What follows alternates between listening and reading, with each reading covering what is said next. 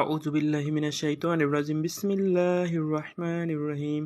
দর্শক, আজকে সূরা বাকারা এর আয়াত 24 থেকে 26 পর্যন্ত শুধুমাত্র অর্থ পড়ে শোনাবো।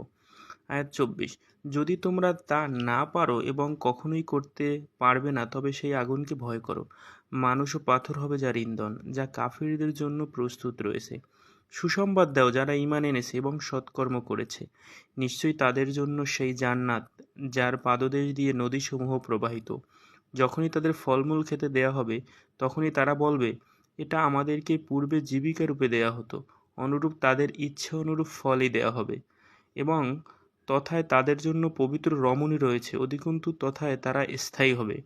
আল্লাহ মশা বা তদপেক্ষা ক্ষুদ্র বস্তুর উপমা দিতে সংকোচ বোধ করেন না। সুতরাং যারা ঈমান এনেছে তারা জানে যে এ সত্য উদাহরণ তাদের রবের কাছ থেকে এসেছে। কিন্তু কাফিররা বলে, আল্লাহ কি অভিপ্রায়ে এমন উদাহরণ দিয়েছেন?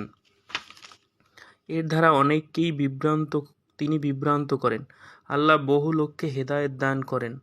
বস্তুত ফ্যাসিক ব্যতীত কাউকে তিনি বিভ্রান্ত করেন না।